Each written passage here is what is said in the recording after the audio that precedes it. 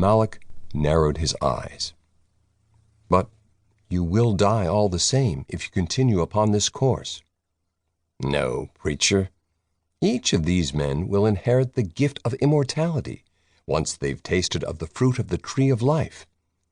Excited murmurs rose from among his men. "Do you not even fear God, seeing it was He who placed the angel to guard the entrance to the garden?" "I don't believe in God or angels. What I see down there is a man, and a man, even a man with a sword of fire, can be defeated or outwitted." "Enough!" One of the elders called his son's name and ordered him to leave the raiders.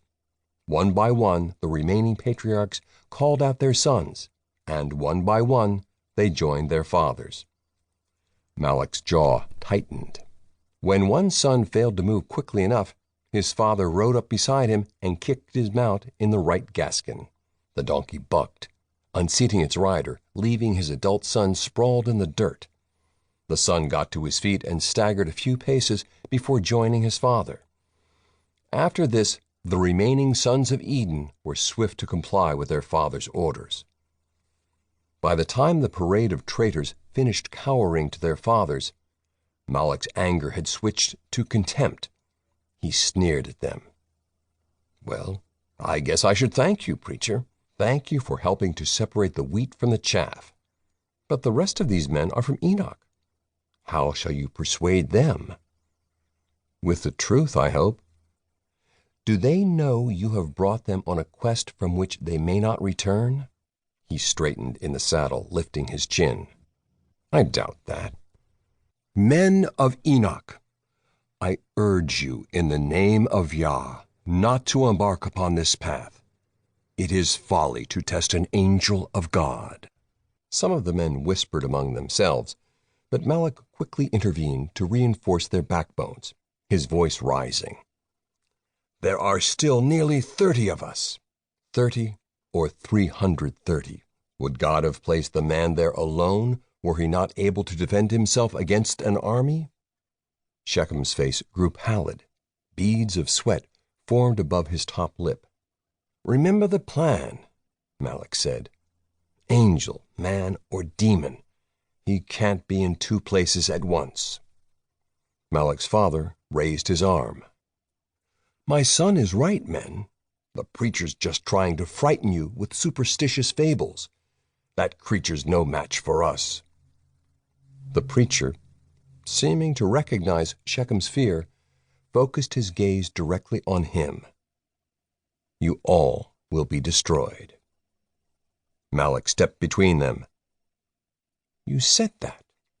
Then let me say it another way. Should you succeed in reaching the tree of life, you may or may not obtain a chance at immortality. No one knows for certain. Greater is the certainty you will likely all perish in the attempt. Go back. Return to your homes to enjoy the lives you've been given. If it's the sight of blood that bothers you, no one's asking you to stay and watch." The mood among the Enochites lightened, some even snickering. He crossed his arms across an expanded chest. "Thanks for the admonition, preacher. Now take it, and these cowards, back with you to Eden." The preacher shook his head as he, the elders, and their sons turned their mounts and headed east.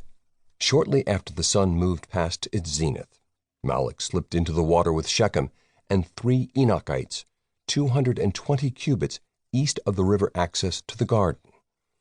They intended to remain low in the water, allowing the riverbank and surrounding terrain to conceal them from the angel's line of sight.